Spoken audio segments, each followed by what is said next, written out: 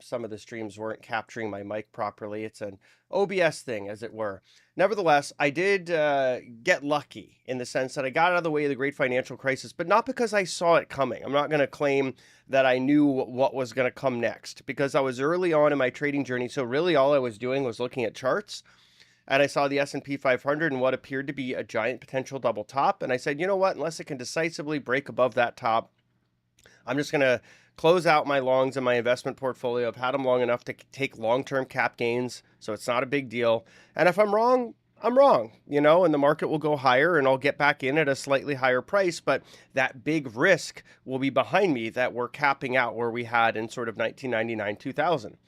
Well, instead, I wasn't wrong, and the market rolled over far more than I ever could have reasonably expected, and the great financial crisis played out. And there were some warning signs along the way, but I wasn't really into the big picture. I didn't really look at macro back then, so I really couldn't say I was apprised of those things. It was much more technically driven.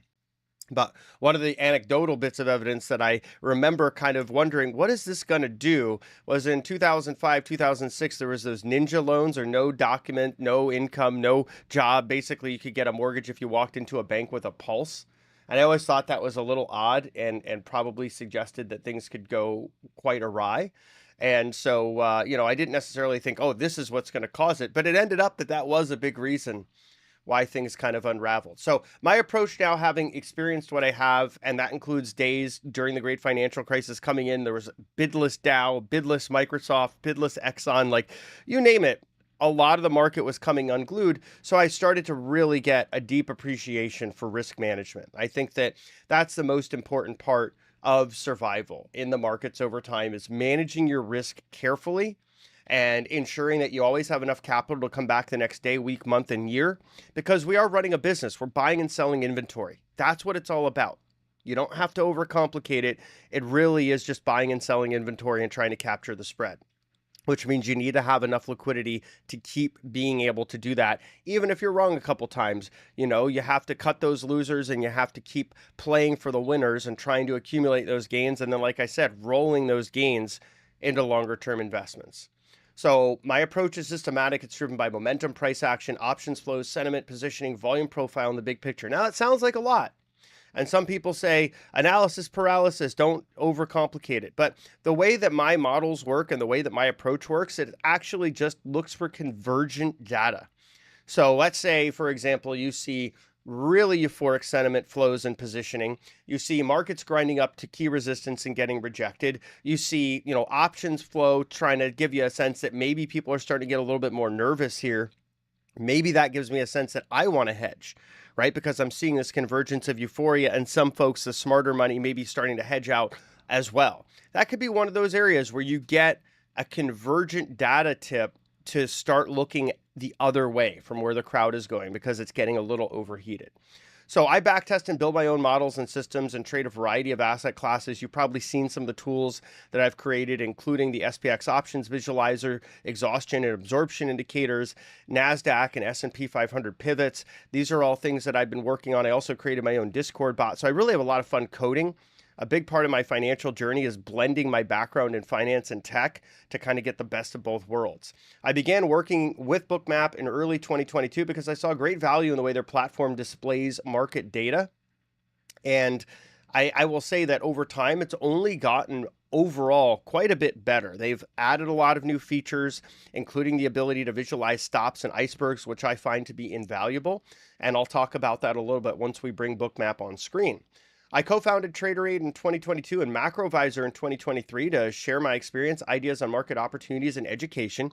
TraderAid's all about cutting-edge trading tools, short to intermediate term time frame trades, education, and of course having an amazing community. I feel like it's the best community out there of any trading community, but of course I'm a bit biased because I co-founded it and I love the folks there. But then there's also MacroVisor, which is talking about the longer term trades and investments. We look at the big picture and momentum, we find where they meet, and that's where some of these bigger opportunities tend to come about. For example, we've been long India at MacroVisor for over 2 years, and it's been an absolutely amazing trade. We've also identified some of these breakouts in emerging markets like the Philippines, Malaysia, and otherwise that are absolutely going gangbusters right now.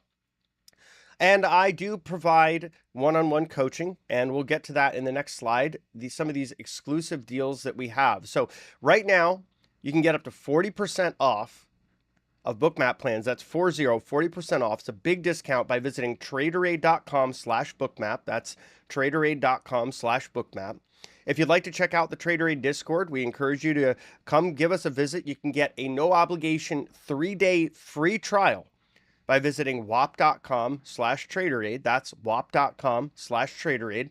And if you want to check out the SPX options visualizer, you do need to have a copy of Bookmap. You can get it right now on sale for $39.99. Just visit traderaid.com/SPX to learn more. That's traderaid.com/SPX. And finally, if you want to get 20% off your first one-on-one coaching session with me, use the code COACHMAP by visiting traderaid.com/coaching or traderaid.com/mayhem. Learn more about my coaching. I can help you with Bookmap and your trading systems and setup, risk management, execution, etc.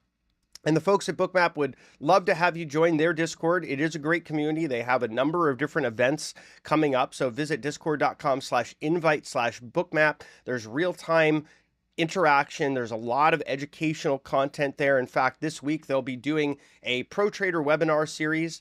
So there's definitely some stuff to look forward to. I think these are coming up at 2:30 p.m. Eastern time. So be sure to join us. And with all that being said, we're going to close out from the presentation here and go right into Bookmap.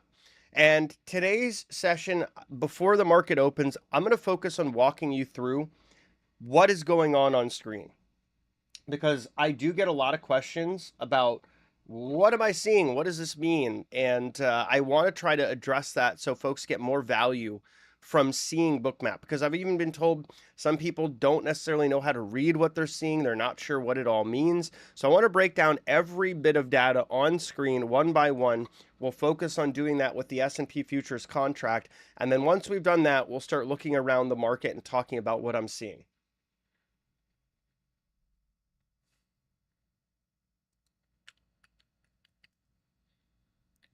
So first is the main window.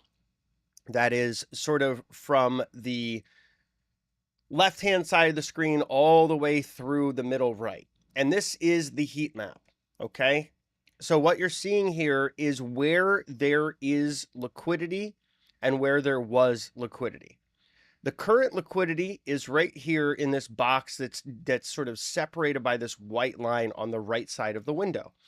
And what that's showing you is where there are offers and where there are bids. And you can zoom out quite a way, right? And you can see that most of that liquidity is focused around price. When the market opens, you tend to see more bids and offers emerge.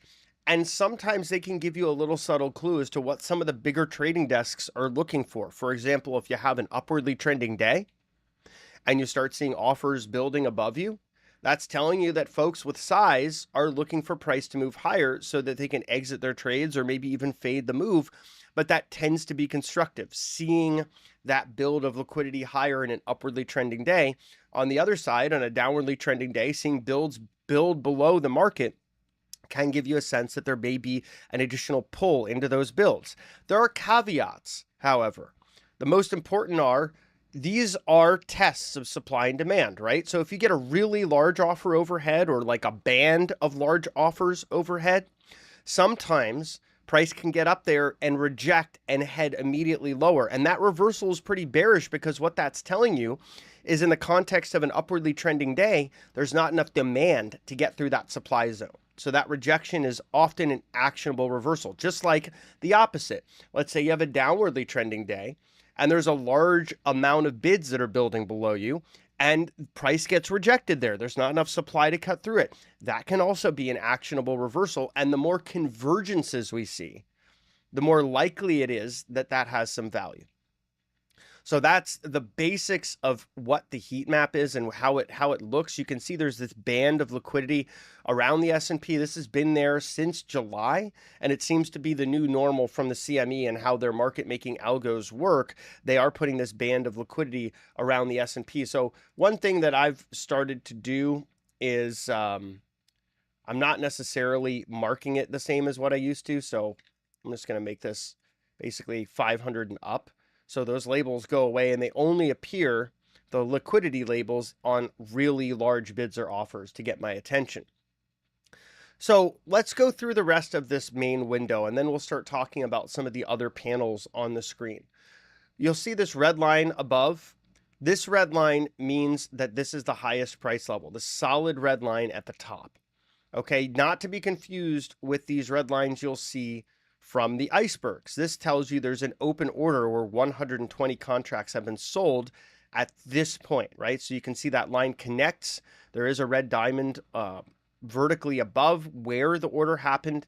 And then there's this counter that is connected with this horizontal line. Similarly, you can see this green line below where there was a bid and then another bid, and 125 contracts have been bought in total there.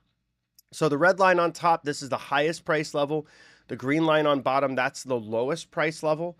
I mention these because you'll see them reset in just about 15 minutes at the market open. And that helps me track the opening range, as well as if we're making new highs or lows throughout the day. Now, I did talk about icebergs, so we're going to revisit this. These red diamonds are passive sales. Bookmap is really the only software that I've seen that visualizes these as elegantly and as transparently as it does. A lot of other software, you're left to guess, is that an iceberg? And a lot of people just will look at deltas on the volume profile and assume it is without necessarily knowing it is. Bookmap looks at the rhythmic data flow, which labels icebergs. It also labels stops. So it's really the only software I'm aware of where you get that pure view of what is actually categorized as icebergs and stops. So there's not guesswork on what is an iceberg, what is a stop run. You get it verifiably right there on your screen, which is incredibly helpful to be able to categorize that order flow for what it is, because an iceberg is a passive order. If you think about what an iceberg is, it's someone who has size to move and they don't want to show the market quite how much size because they don't want that to reduce the quality of their execution. So let's say I have 1,000 ES contracts that I want to get rid of, but I don't want the market to shrink away from that offer. So maybe I'll do a 10-part iceberg and just show it as a 100 offer, and I'll roll through it 10 times. The advantage of that is that it's less likely to push away the market if it's concerned about that much supply.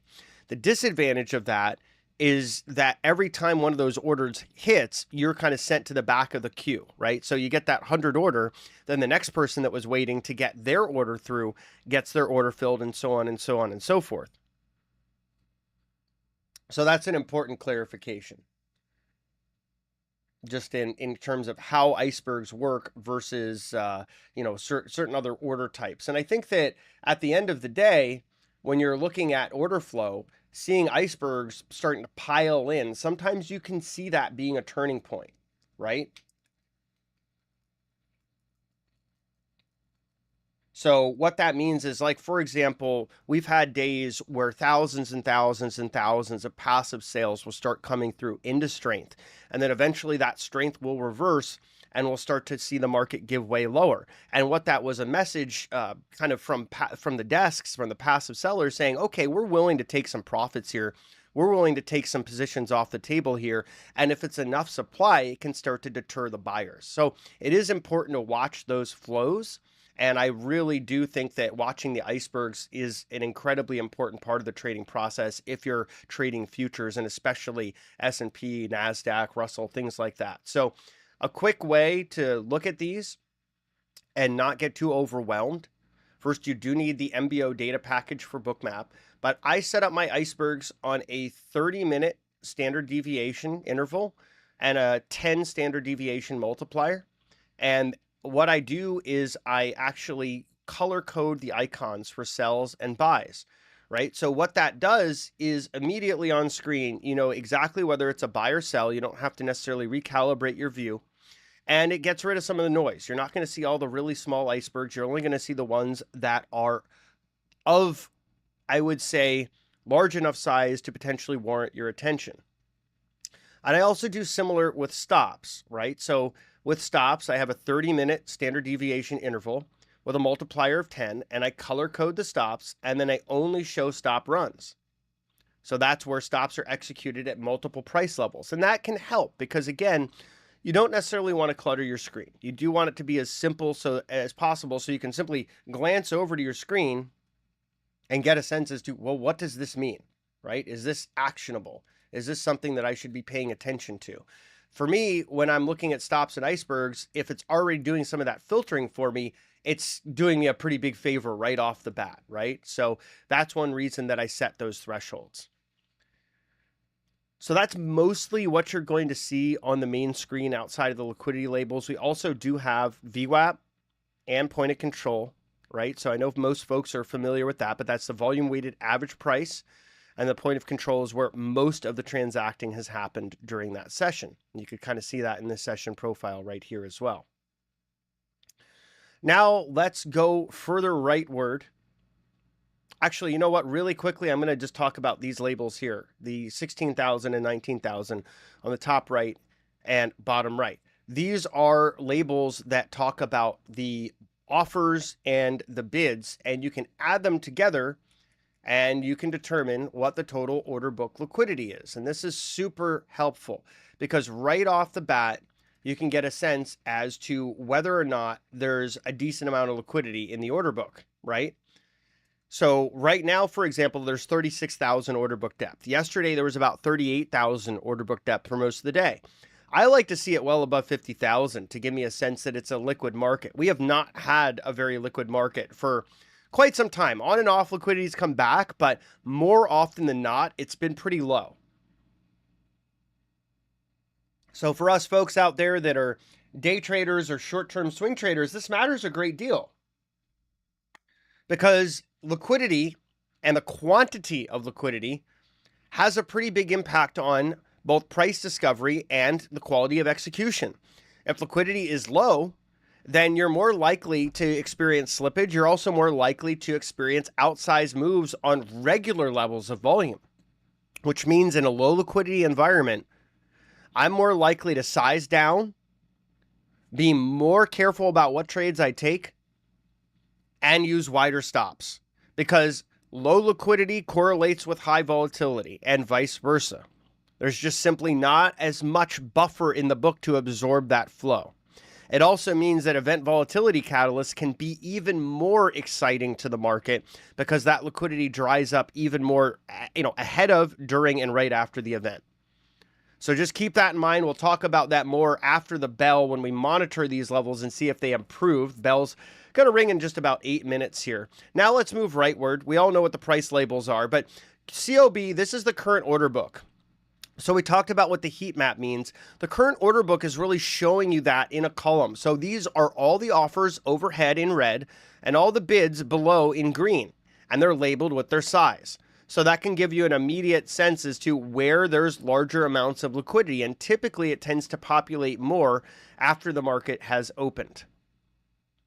Then rightward of that, we've got the session range volume profile. So this is helpful because this is showing you where folks have already transacted, right? So if you think about it, current order book is where they want to transact. Session volume profile is where they've already transacted, right? So it gives you a pretty good sense as to where there has been flow, where some of these levels may exist. And for example, you've got deltas here, right? So it's showing you the excess of buyers versus sellers. So this 431 delta, now 433, this shows you buyers with 400, now 447 excess buys versus sells. We're transacting around 57.87. So that tells you if you got meaningfully below that level, a lot of those buyers, assuming they were buying to open, would be offsides and could become motivated sellers. Similarly, this 528 tells you there was 528 contracts executed on the sell side in excess of the buy side. And so if we got meaningfully above that level, a lot of those sellers could be offsides, assuming they were selling to open short positions and may become motivated buyers. So it's good to watch that session volume profile as sort of keeping pace as to where the auction has been. Now, right of the session range volume profile is the options visualizer. This is a plugin that I created. It adds a data feed where I'm parsing about 10,000 options on the chain for CBOE and the S&P 500 index options.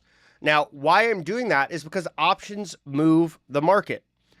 Across all of the futures contracts S&P, Russell, Dow, NASDAQ. There's about 450 billion of notional that trades hands every day. In S&P 500 index options, about 1.2 trillion of notional that changes hands every day in that contract alone.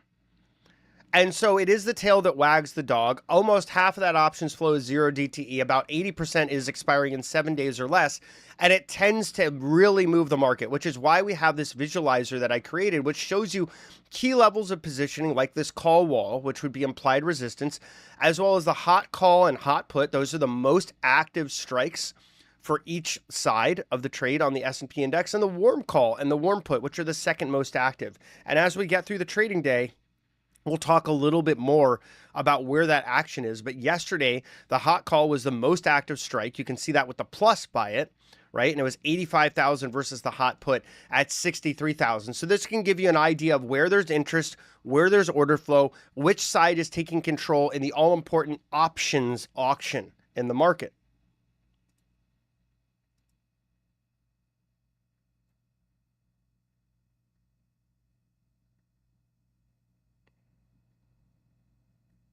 And give me just one moment here.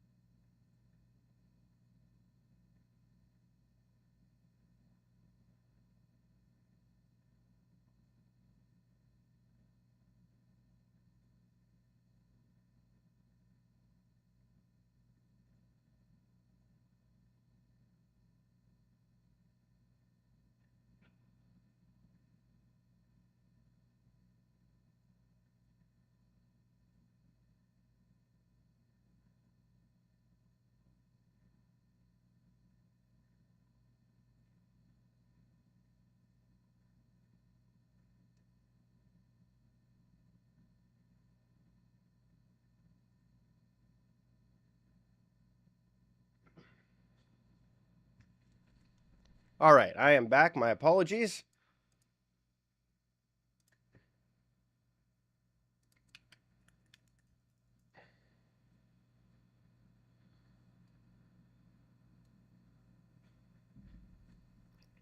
So we've got just about 2 minutes until the market open here. And I wanted to quickly just get through a couple of the other spots that we are looking at on this screen. So we got through the whole top area of the window, including the options visualizer. Let's talk about the subchart. So on the subchart, I map out the cumulative volume delta. When it's purple, that means it's negative. When it's green, that means it's positive. It's also in this radial over here under CVD, and that's just showing you how much buying or selling there is on a net basis, right? Kind of which side is taking control or at least showing some more determination. Right now, CVD is mildly positive, 531 contracts executed on the buy side in excess of the sell side. I also plot out the icebergs and stops, so you can see the icebergs in this blue line, right? So when it dips lower, that's telling you there's some iceberg selling. That correlates well with that 300 iceberg sale we saw earlier. And I plot the stops out. You can see that buy side stop, that 69 contract saw that little bump in buys. And then I also, I do plot out the aggression indicator here. So this is the Bookmap volume pressure, right? And you all can set up something like this on your own if you'd like. I find this handy because what I'm doing is I'm setting a threshold of 90, and I'm using a rather low volume, 20-minute trading period, 10-second half-life. And what this does is it gives me an audio indication if something is going on that I should watch, if either side is getting more aggressive. And so once it triggers, there'll be some sounds that fire off. It also paints the lines on the chart accordingly, right? So that's what I call ES aggression because of how I've customized it, kind of giving you a sense that one side or the other is getting a little bit more aggressive. And you can see that on the subchart. It turns red when there's more seller aggression. It goes green where there's more buyer aggression. And also it will get a little darker red when there's a actual fire off of, say, that below negative 90% print. And it'll get a little bit lighter green on the other side of that. You can see this green. It'll show you that there is a buyer aggression print. So looks like markets are opening here. We're getting just a little bit of a sell at the open. I think I was able to cover all the main parts of Bookmap that I wanted to ahead of the open. So hopefully that's helpful. Of course, if y'all have any questions, do let me know as we're streaming here.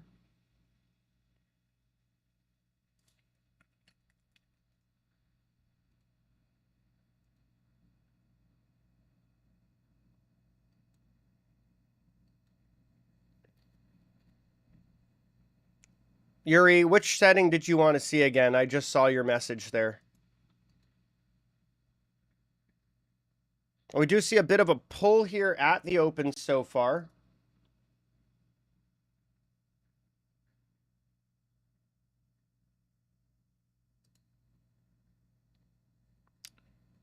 S&P 500 cash up 0.08%, NASDAQ up 0.34%, small caps up 0.15%, and Dow just about flat at the open here.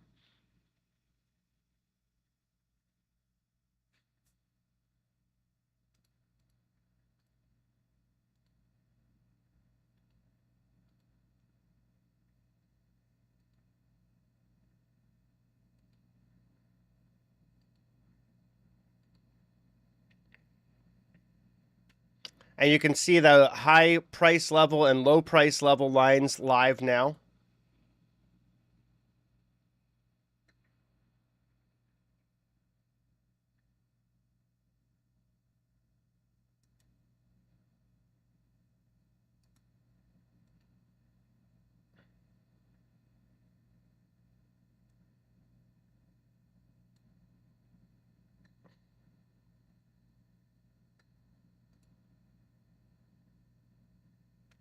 Now let's have a look around some of the markets as we start this trading day. So we can see there's a bit of a pull in the S&P, maybe starting to stabilize a little bit here, but overall starting off with just a bit of selling pressure. Remember, we don't have that passive implied bid from a lot of the buybacks. They're getting more and more on pause, and also from those S&P put decay flows as we're post OPEC. So that does predispose us to a little first hour weakness versus the strength we may have been used to in weeks prior. NASDAQ, similar look here, getting a sell down below the point of control in VWAP to start the day here. We can see we're making new lows on the cash session. Russell actually kind of going the opposite way, just a little bit of a bid as tech skids, which is not too unusual. You do have folks that like to fade the Russell and buy tech, and when they get offsides on their trades, typically the Russell will move higher as the NASDAQ moves lower, and they sort of degross or flatten out their books a bit. Not much going on in 10-year futures, just a bit of a bid this morning. We do have a 2-year note auction, I think at 83 billion auction, with results posting just after 1 p.m. About 183 billion of note auctions this week. We also have GDP, durables, and a Powell speech on Thursday, and then PCE on Friday. So a fair amount of event volatility catalysts. Also Fed speakers just sprinkled throughout the week, as if we'll never get tired of them trying to justify their policy decisions, which the last one, the jumbo 50 bips cut, a bit of a surprise, a bit of a shock, and not necessarily warranted, at least in my humble opinion, unless they see something rather dire, or unless they're tacitly admitting that the primary job of the Fed is really to reduce the funding cost of the federal government. Either way, we'll see how those auctions go. They'll give us a sense of demand for that government paper. Gold trading at 26.58. We did talk about ages ago that pivot level of about 20, I believe it was about 26.26. We did move meaningfully behind, just over that pivot level. We could see gold making new all-time highs almost on a once, twice, three times a week basis. Huge options flows coming into GLD, SLV, GDX, and other gold miners and streamers, as well as some of the silver miners. So even with that, we're still not seeing skew stretched. I still think gold could have room higher. We may take a cool down period soon.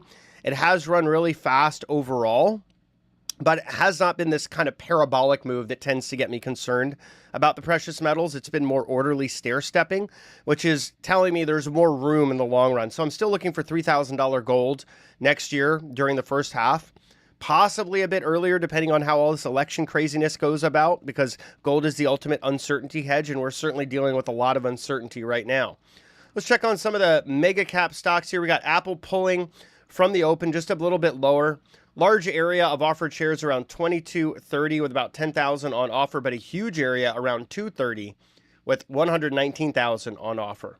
Amazon also pulling from the open. Got really large supply zones overhead at 196 and 196.50. 196 about 55,000 shares on offer. And then you've got Google, big pull off the open on this one as well. And it just cut through an area of demand around 162. Next larger area of demand looks like it's going to be around 161 with 6,226 shares on offer. Then we have Meta here also pulling from the open here. Decent bid zone around 560 with 6,700 on bid. And then we've got about 555 with 7,200 on bid. Microsoft a little bit more stable than its peers, but still moving lower off the open and cutting through that bid zone where there was 6K on bid at 432. And oops, we don't want to skip NVIDIA. NVIDIA actually moving the other way and stabilizing around VWAP, trying to push higher into this offered liquidity zone around 117.25, where there's 126,000 shares on offer. We've got a pretty large offer zone around 118 as well, 216,000 on offer there. And as you move higher, you can see there's this 1 million share offer zone at 120. So that's likely to be a pretty large area of resistance. It's also been a large area of options interest. Then we've got Tesla. Tesla is just absolutely bonkers. Look at this volatility. Let's just zoom in a little bit on it if we can here. It's just sort of all over the map from the open, right? So you had that bit of a pop, then a drop. Now we're coming back up, but it looks like 255 is a pretty formidable area of resistance to watch on Tesla, given that there's 145,000 shares on offer there. And we've got Walmart. Walmart, a more defensive stock. It's a good way to take a look at the mood of the market. Had a great run. It's pulling back a bit. Right now, it seems to be consolidating. Moving back to S&P, we can see it is continuing to make new lows here. And we do see liquidity building below. We talked about this a little bit before the market opened that, you might see bids starting to build below, particularly if the trend agrees with that. It's something to take note of. Well, so far we do have a downwardly trending market open. I will be waiting till 9:50 to, that'll help me get the 20-minute opening range. And that's what I look for to establish whether we're seeing a trend day or not, what the range is and whether we break above or below it and build some acceptance. But for now, we're at least downwardly trending off the open and we see some liquidity building below us. So that does give us just a bit of a sense that there is interest in lower prices. And we'll zoom out a little bit more. One thing that I saw, and it looks like they're gone now. Yeah, so there was a bigger bid around 5,300. That's gone now. But there is still that reasonable size bid just below 52. I think it's around 5,200 here at 502. Not that that really matters a ton, but it's always interesting to see how long those really large orders stay on the book, particularly after contract rolls.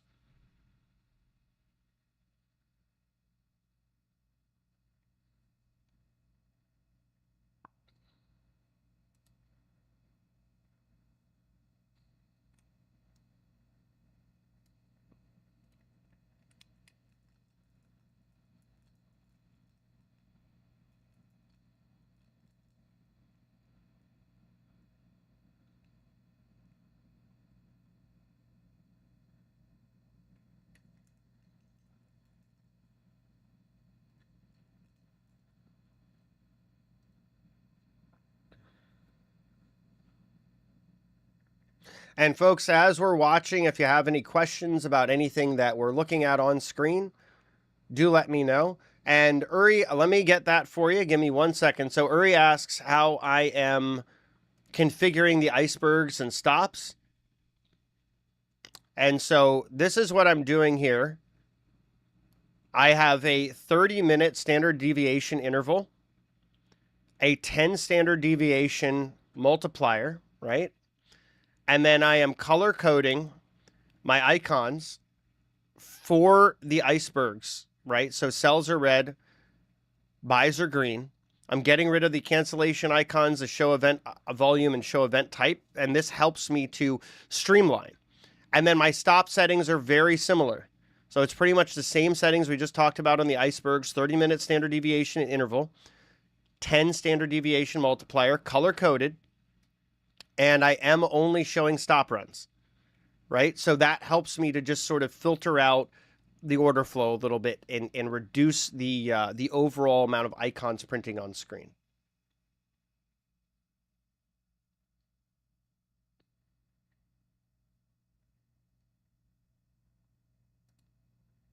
So I'll be honest, I don't pay a ton of attention to the JP Morgan collar because it's pretty much a non-starter. It doesn't tend to have a big market impact, and I feel like the folks that talk about it all the time are just sort of trying to get attention. But the delta between SPX and ES is 58 right now. So SPX 5750 would be ES 5808. So hopefully that helps, but I would not pay a huge amount of attention to that JP Morgan collar because unless they execute it sloppily, it tends to have very minimal market impact overall.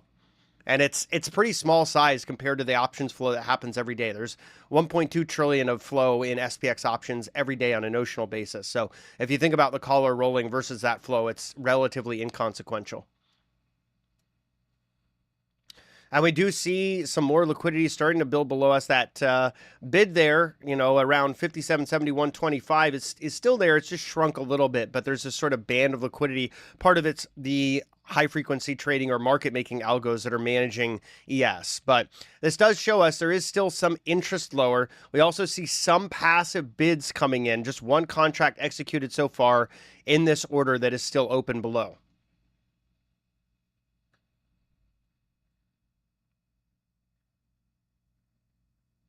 And we do get consumer confidence, the conference board consumer confidence numbers coming in at 10 a.m. Prior reading was 103.3. Forecast is for 104. Any big deviation from that could be a market mover because remember, there's not a lot of order book liquidity, only 37K order book depth, so almost anything can move this market. Then we'll have some ECB speakers, 10:30 and 12 p.m., and then, of course, the two-year note auction at 1 p.m. with results posting shortly thereafter. So if we talk about 5808 for that caller, you know, that's kind of where you could say there's that call wall. So I guess if you're looking at the SPX options visualizer, you can see a bit of a call wall up there from the aggregate interest of that caller and, of course, all the other positioning there as well around 5750. And the bigger deal about 5750 is really you've seen post-OPEX more and more options traders roll up their exposure in SPX calls to 5750 and 5800. And that was more of a post-OPEX phenomenon than a JP Morgan caller phenomenon. So that's also something to kind of take into consideration is you're seeing interest build in higher prices as expressed by options traders. That tends to be overall somewhat constructive. But I would also counterbalance that by saying the number of stocks above their 20-day moving average on the New York Stock Exchange is about 73%. That is a little stretched. So we've gotten a little stretched in the short term, but we are seeing a broadening out in this market and increasing bullish positioning, but nothing extreme in flow, in sentiment, and in positioning. So we could have some room to sort of grind sideways to higher from here, but the risks of some corrective impulse do grow when you see those stretched readings in the number of stocks above their 20-day. So something to keep in the back of our head as we go through this week, a week of an illiquid ES tape, and some pretty big event volatility catalysts ahead of us as we cap off the week.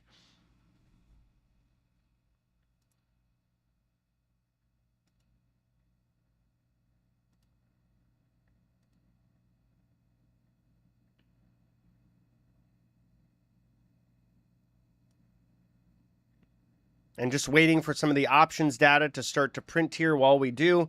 Let's take a look around some of the other charts here. We've got the NASDAQ also sort of stair-stepping lower highs, lower lows.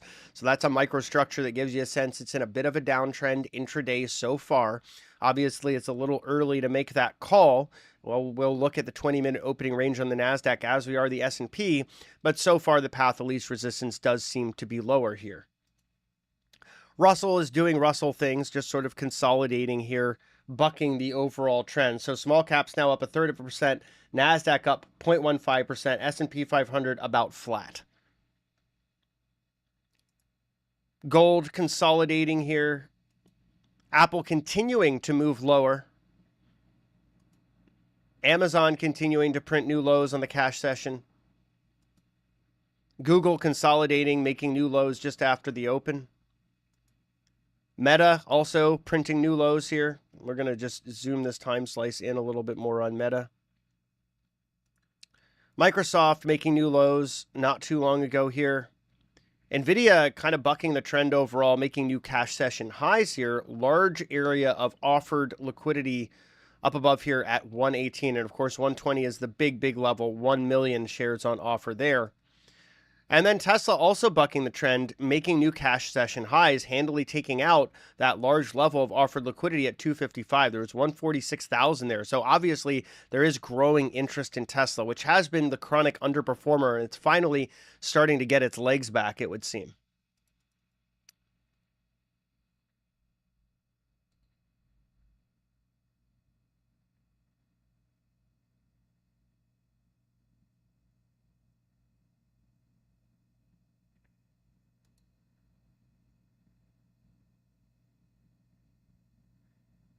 Now, we do see more bullish flows going into Tesla, going into SMH, going into SLV.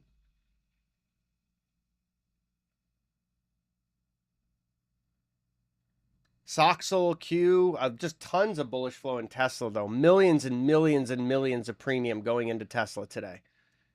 Just absolutely bonkers. Largely targeting 260 and 265 strikes on Tesla. We saw 3 million in premium paid for the October 11th calls on 260, and then another 1.27 million paid for the same at 260.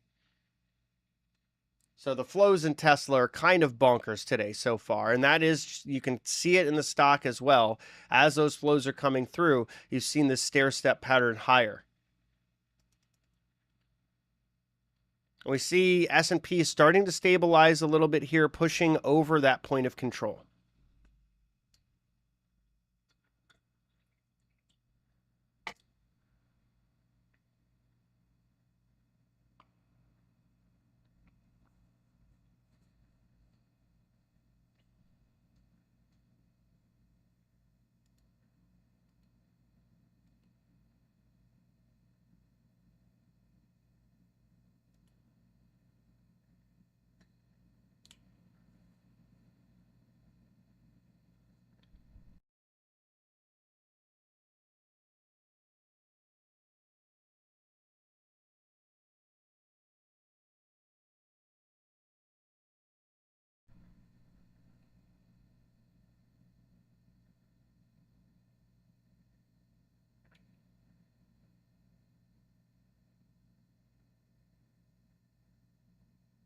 And we're starting to see some of the options flows coming through via the advanced SPX options visualizer. The call strike that is really dominating here up above is implied just around 58.27 or so. Let me get the exact numbers here from my friendly Discord bot, Gur.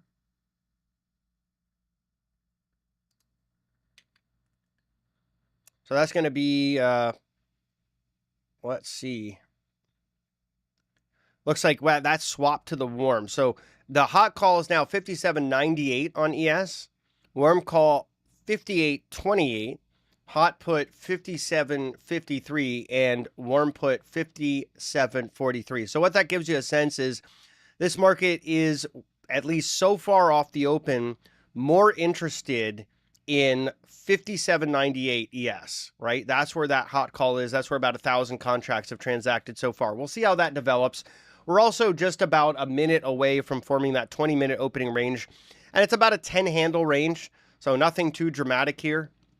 But it is at least worth noting that so far we seem to be leaning into the lower end of that range. Just got a bit of seller exhaustion on that print. Saw a small stop run, 380 contracts to the sell side. There is also a sell side iceberg that came in there as well. It's interesting to see that convergence and a little bit of exhaustion printing on screen, just giving us a sense that sellers might have gotten just a bit aggressive on that move. And that's one of the indicators we have on our Discord, is this exhaustion indicator that can give you a sense when one party gets a little ahead of themselves. Let's take a look at the NASDAQ here. Similar look, just a little bit of a pull at that same moment. Russell, of course, doesn't seem to care. It's in its own universe. And let's take a look at some of the majors. Apple pulling back to its lows. Amazon as well. Google making new lows. Meta making new lows. Microsoft making new lows. Nvidia is starting to pull back to VWAP again, but not making new lows. Still looking relatively good overall. And Tesla pulling back, but again, nowhere near new lows. So Nvidia and Tesla, the outliers, lots of bullish options flow in both of those. Now we've formed that 20-minute opening range, that just over 10 handle range. It's about 12 handles here, we'll call it. So we'll see if we start to build some acceptance below. It does look like the path of least resistance is lower so far, and we do see some interest starting to build below us as well. And you can see that hot call getting a lot more volume, now 2,000. So the amount of interest in that strike, that 57.98, has doubled over the last several minutes.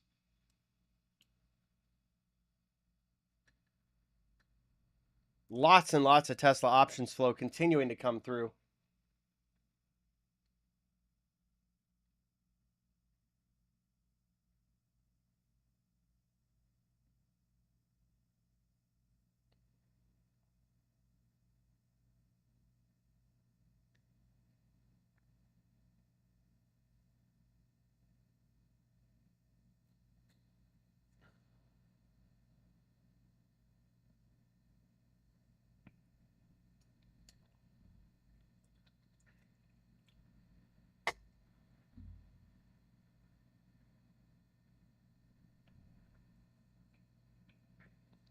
In just about 9 minutes till we wrap up the stream. Of course, I'll be back next Tuesday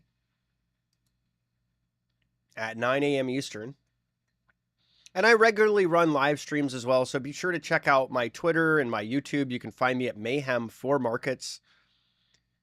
You can sign up for notifications to know when I'm putting on these streams. I stream all kinds of stuff related to markets, and I also live stream some of the video games that I play as well for fun.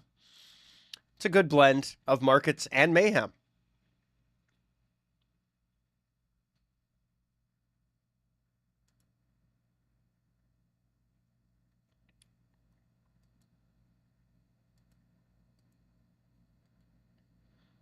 And again, folks, if you're watching, you're interested in checking out Bookmap, you can get up to 40% off. Visit traderaid.com/bookmap. That's traderaid.com/bookmap, and scroll down to the specials.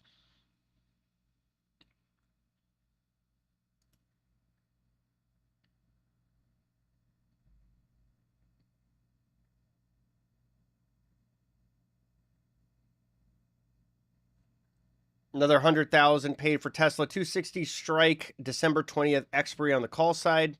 So just lots of flows into that one today.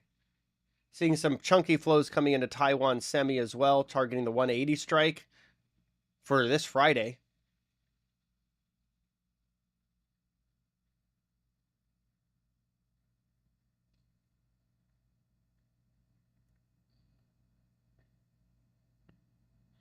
And so it's interesting because we do really have a lot more flow on the call side in SPX than in puts. You've got 5,000 in the top two calls, 2,000 in the top two puts. So it does give you a sense that market participants are looking for upside here. We just haven't yet necessarily seen S&P stabilize and give us a sense that it's ready to move higher. But nevertheless, the interest exists at those higher levels. So that's something to watch for, because if we do get a reversal, we could certainly be pulled about 25 points higher into that hot call.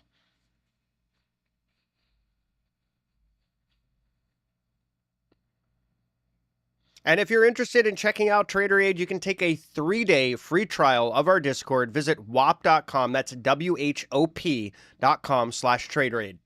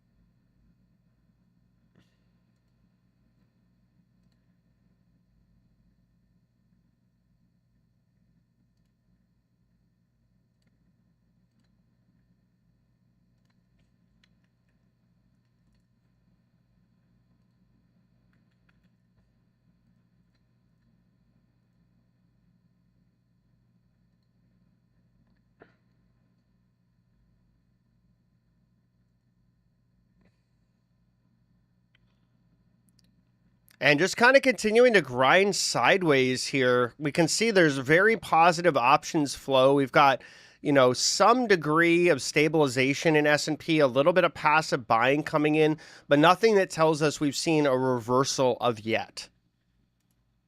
Similar in the NASDAQ, although it looks maybe mildly more constructive, the S&P starting to build above that point of control here. About 80-point opening range in the NASDAQ on a 20-minute basis. Russell starting to roll over a bit here, finally kind of seeing some of the gravity. And let's take a look around some of the majors. Apple looks like it's starting to stabilize a little bit, at least consolidating those losses off the open. Amazon still kind of pulling overall, made a new low just about 6 minutes ago. Alphabet as well, still pulling lower, just made a new low. Meta also still pulling lower, just made a new low recently. Microsoft just made a new low as well with some interest building at lower prices. And NVIDIA just kind of grinding sideways after making those new cash session highs, defending VWAP pretty well. So again, a bit divergent from its peers. Tesla making new highs, just doing Tesla things as its peers largely grind lower with the exception of NVIDIA. S&P starting to make a new low here.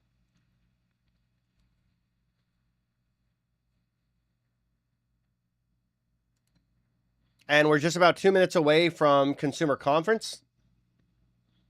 So we'll be checking out those consumer confidence numbers. I'll cover that real quick as it comes out.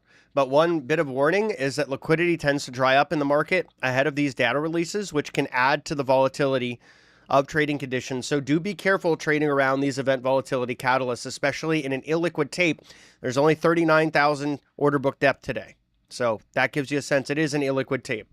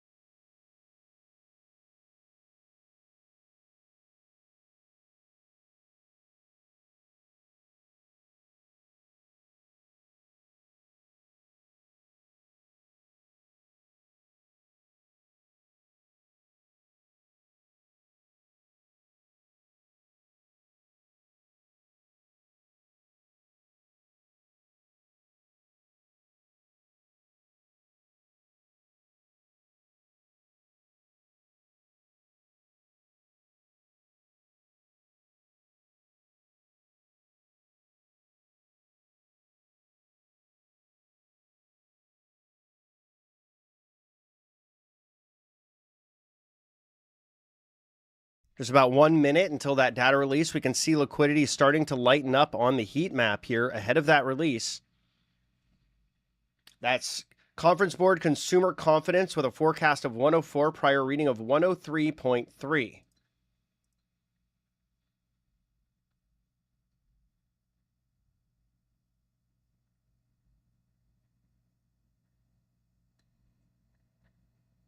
Also got a weaker than expected Richmond Fed number.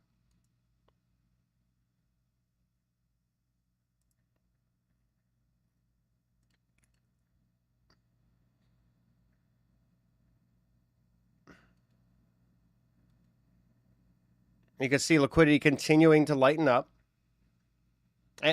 98.7 versus a forecast of 104. So that is quite a lower number than expected. That could pull the market lower because bad news is bad news again. Consumer confidence, again, coming in quite a bit lower than expected.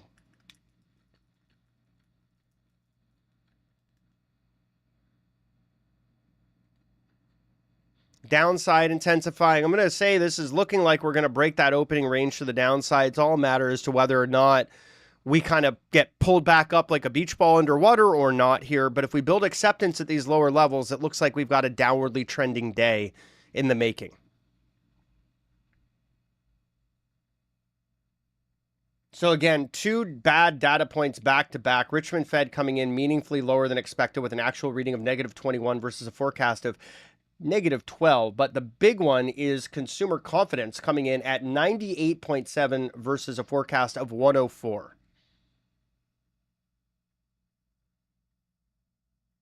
And that is building into that downside.